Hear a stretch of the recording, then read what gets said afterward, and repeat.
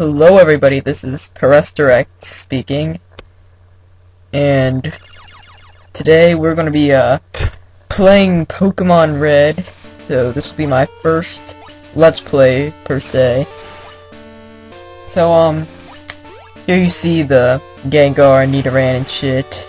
I'm not even going to make a joke about how a normal type can't affect a ghost type, because that's just been done so many times before. Alright. We're obviously going to be starting a new game. This is our first encounter with Professor Oak. He is the Pokemon Professor of the game, also the original. And this is the first Pokemon that you see, of course. This is one of Professor Oak's demonstrations. So, what's your name? I need a new name. I'm going to be naming myself, this will be P-Rest, I guess. Where's the R? Alright, P-Rest. There we go.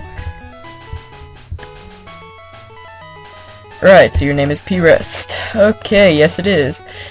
And this is Professor Oak's grandson. He needs to know his name as well, which I don't really see the whole point of, because it's his grandson. How can you forget your grandson's name? It's not like he has 20 of those, but, you know, who knows? Maybe he's just really weird and does have, like, 20 grandsons. So I'm just gonna go with a default name for him, of course. Alright. And we're just going off some more blabber here, and here we go. We're shrinking into the Pokemon world.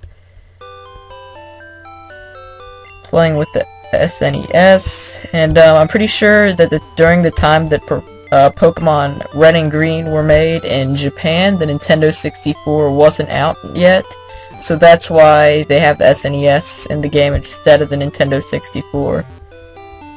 Alright, and you saw I withdrew that potion there. Very helpful, very helpful, you'll see soon. And here's our mom just downstairs, who's going to talk to us about how all boys have to leave eventually. So we pretty much are being told that we're going to be going on this huge adventure. And I accidentally talked to her twice. It's on TV. Alright, I believe the name of that movie, I don't know, it's actually a real movie. I think it's called Stand By Me or something. Yeah, I think that's it. So yeah. Just, chatting to some of the people out here. This guy down here, technology's incredible, dude! There's always someone like that in the very first town who's gonna tell you something about all the new technology for that region and games and stuff. I'm going to talk to Professor Oak's aides. This is Professor Oak's lab, which we'll be in to get our starter Pokemon shortly. And I'm here just to, you know, kind of creep around, even though Professor Oak, as you can see, is not here yet. And this is the first time you can see your rival, Blue, or whatever you may have named him. And, he's a douchebag, pretty much. The save option is on the menu. I never would have guessed! So, there's nothing important in there yet. And this is Blue's house. So let's check this out.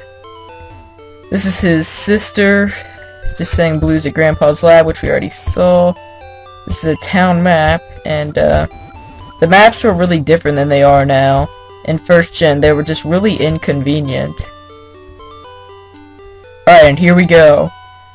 Hey, wait! Don't go out there! And he's gonna save us from the evil Rattatas and Pidgeys that lie outside with their vicious level 2 and 3 brethren, and they're just gonna bite our eyes out or something, who knows. It's just such a huge threat to humanity, and he's gotta take us back to his lab. Alright, so here we go.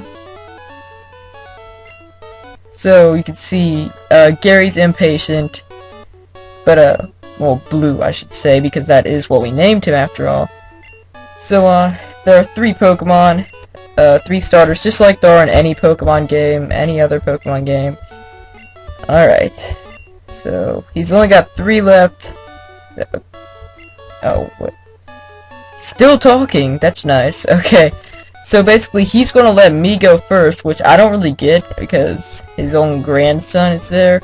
And honestly, if my grandson and some guy I hardly even knew were picking for something, I really would let my grandson go first. But then again, he gets to go second, so he does get the pick a type advantage. So I guess I could see from his perspective why he let his grandson go second. Alright, Charmander. I am definitely not picking that. That is what all the cool kids picked back in the day. Squirtle's what the kids that wanted to beat the cool kids picked. And Bulbasaur is what the smart kids picked. So I'm going to be going with Bulbasaur because it makes the most sense. It'll definitely be the most helpful. And it can learn Razor Leaf, which when it becomes a Venusaur, it'll be almost every other move will be a critical hit with that. So that is definitely going to help out. I don't really have any clever nicknames up my sleeve at the moment, so I will not be nicknaming it. And I'm just going to take this one. It's Charmander. Ooh, scary. Alright, let's go. So now, he's going to challenge us to a battle, and, this battle has no strategy at all. It's probably one of the hardest battles in the game, admittedly, because, you both have level 5 starter Pokemon with a basic attacking move and a stat lowering move. So basically, you're just going to be spamming. And I think I'm going to speed this up just a little. Oh, we got the crit, dang.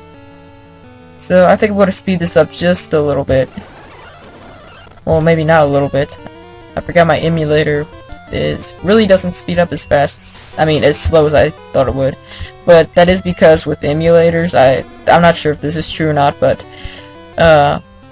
if you use a Game Boy, an original Game Boy game, it'll speed up a certain amount. Then Game Boy Color is half of that, and then Game Boy Advance is half of that. And last game I played on this was Game Boy Advance, so that would probably explain why.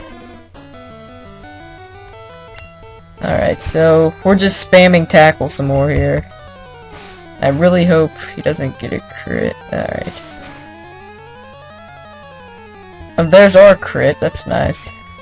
Alright, now don't get a crit on your part, alright. We may not have to use our potion for this battle. No! I think I'm going to need to use that potion. Just in case he gets a crit, it's better safe than sorry. I don't want to risk the off chance of the critical hit, which does happen a lot in first gen. It doesn't look like he got it, so that was kind of a waste of a potion, but oh well. Kind of insulting, but basically, if he does get any critical hit, if he gets one or more critical hits, or if he has a defense lowering move on him, then you are pretty much screwed if you do not bring that original potion. So we got a level up on our Bulbasaur, and we defeated our rival for the very first time. So just gonna speed through the text here because no one really cares. And there goes our douchebag rival. Alright, now really quick I want to go back home and talk to Mom because a lot of people don't do this. But you can come back and she will actually heal you up instead of just venturing into the wild with a Pokemon that's been partially hurt. Alright, so we're heading into the beginning of our Pokemon adventure into Route 1. And here's our first wild encounter already, and it's a Rattata. So, I'm just gonna fight it for the experience, of course. We're still at a low level, and we definitely need to level up for the upcoming challenges. Our attack's missing, so let's speed this up. Alright, that worked. Worked out well. If you talk to this guy here, he works the Pokemart, and he will conveniently give us a potion, which will kinda redeem ourselves for losing that one back at the rival battle. So, I'm gonna be ending this episode here. Thank you all for watching. I will see you guys next time.